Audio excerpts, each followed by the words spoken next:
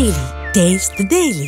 Jubilee hills ప్రజలు కాంగ్రెస్ వైపు ఉన్నట్టు తేలిపోయిందని, డిపాజిట్ కోల్పోయిన బీజేపీ మళ్లీ పుంజుకునే అవకాశమే లేదని అన్నారు టీపీసీసీ చీఫ్ మహేష్ కుమార్ గౌడ్. అయితే ఈ కామెంట్స్ కి కౌంటర్ ఇచ్చారు బీజేపీ ఎంపీ ఈటెల రాజేందర్.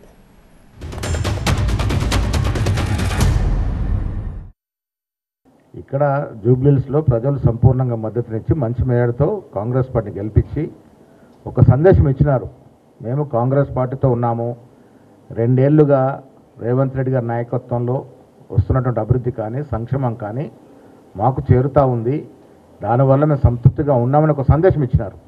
రెండవ సందేశం, ఈ రాష్ట్రంలో బీఆర్ఎస్ పార్టీకి కానీ బీజేపీ పార్టీకి కానీ రాజకీయ అవకాశాలు లేవనే సందేశం కూడా ఇచ్చినారు. బీజేపీ పార్టీ డిపాజిట్ పోయిందంటే ఇంకా బీజేపీ పార్టీకి ఈ రాష్ట్రంలో అసలు మొలకెత్తే అవకాశం లేదన్న మాట కూడా చెప్పినారు.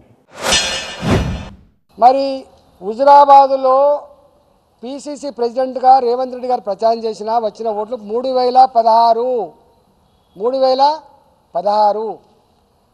దుబ్బాకలో డిపాజిట్ కోల్పోయింది కాంగ్రెస్ పార్టీ. మునుగోడులో కాంగ్రెస్ పార్టీ డిపాజిట్ కోల్పోయింది.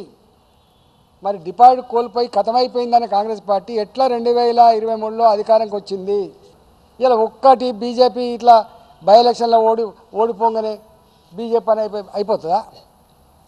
అయిపోతుందా? రాజకీయ పరిజ్ఞానం ఉన్న వాళ్ళకు, అవగాహన ఉన్న వాళ్ళకు, చరిత్ర తెలిసిన వాళ్ళకు ఇట్లాంటి దానికి ఉండదు.